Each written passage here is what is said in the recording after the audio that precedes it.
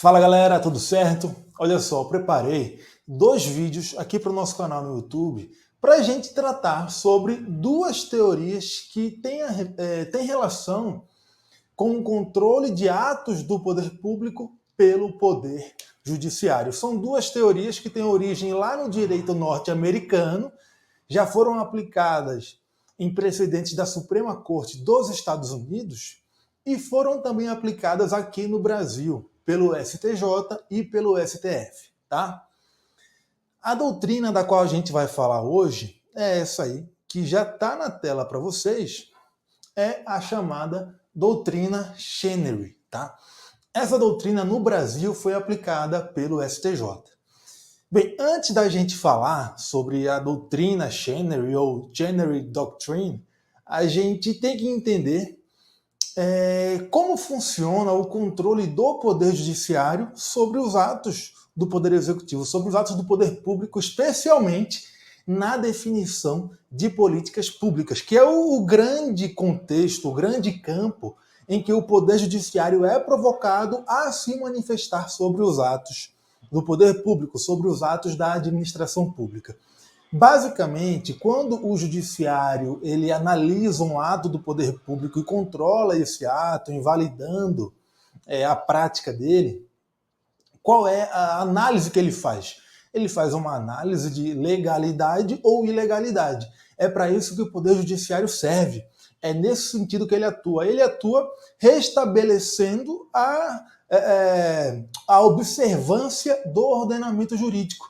E isso está dito na própria Constituição. Lá no artigo 5º, a Constituição diz que a lei não afastará da análise do Poder Judiciário uma lesão ou uma ameaça de lesão a um direito.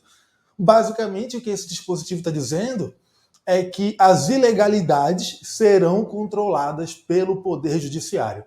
Então, quando o Poder Judiciário anula um ato de um outro poder porque há alguma ilegalidade nesse ato, ele não está violando a separação de poderes, ele está simplesmente desempenhando as suas atribuições previstas na Constituição, tá bom? Então, tenham em mente isso, é assim que funciona, esse é o raciocínio, a linha de raciocínio do Poder Judiciário quando controla um ato do poder público. E a Constituição consagra como um direito fundamental, lá no artigo 5º, a inafastabilidade do Poder Judiciário, a inafastabilidade da jurisdição, tá? Todos têm direito a levar ao judiciário uma lesão a um direito seu ou uma ameaça de lesão a um direito seu, inclusive quando essa ilegalidade ou essa ameaça de ilegalidade é praticada pelo poder público, tá? Bem, e a doutrina Chenery? O que ela tem a ver com tudo isso? É que a doutrina Chenery ela é aplicada justamente nesse contexto de controle, do Poder Judiciário sobre atos do poder público. E é nesse contexto de discussão a respeito de se a interferência judicial caracteriza uma violação à separação de poderes ou não.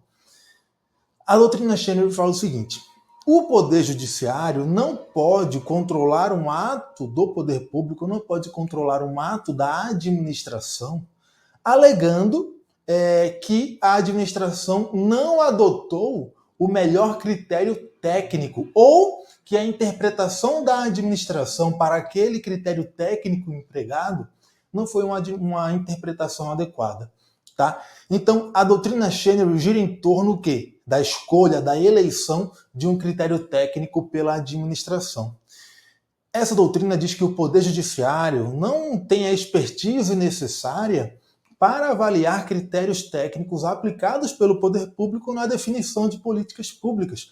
O poder público, sim, ele consulta especialistas, ele tem especialistas para definir quais são as melhores medidas a serem adotadas na definição de políticas públicas. O Poder Judiciário não.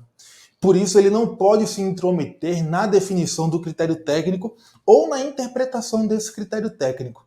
A definição de um critério técnico por si só ou a interpretação dada a esse critério técnico não configuram uma ilegalidade que permita ao Poder Judiciário se intrometer na prática de atos pelo poder público, tá certo? E aí, a menos que haja alguma ilegalidade flagrante no ato do poder público que não seja a mera definição de um critério técnico, ou que a definição desse critério técnico, por algum motivo, seja ilegal, aí sim o Poder Judiciário pode controlar esse ato. Mas o critério técnico em si e a interpretação desse critério técnico, isso não pode ser objeto de controle judicial, tá? Essa doutrina já foi aplicada no Brasil, tá? Ela tem origem nos Estados Unidos e já foi aplicada no Brasil pelo STJ em um caso envolvendo a definição de política tarifária no transporte público em São Paulo. Tá? São Paulo tinha definido um critério técnico para a definição das tarifas no transporte público e isso foi impugnado judicialmente. O STJ aplicou a doutrina Chenery e falou que não era possível que o Poder Judiciário se intrometesse nessa questão. Olha só o precedente. O STJ falou o seguinte: a interferência judicial para invalidar a estipulação das tarifas de transporte público urbano viola gravemente a ordem pública. A legalidade estrita orienta que até a prova definitiva em contrário prevalece a presunção de legitimidade do ato administrativo praticado pelo poder público, mormente em hipóteses como a presente, em que houve o esclarecimento da Fazenda Estadual de que a metodologia adotada para a fixação dos preços era técnica. Então, havendo a adoção de um critério técnico no caso, o Poder Judiciário não tem que se intrometer, ele não pode se intrometer nesse critério técnico adotado. Ele não pode dizer que aquele critério técnico não é adequado para aquele caso. Segundo a doutrina Chenery, as cortes judiciais estão impedidas de adotarem fundamentos diversos daqueles que o Poder Executivo abraçaria, notadamente nas questões técnicas e complexas em que os tribunais não têm a expertise para concluir se os critérios adotados pela administração são corretos.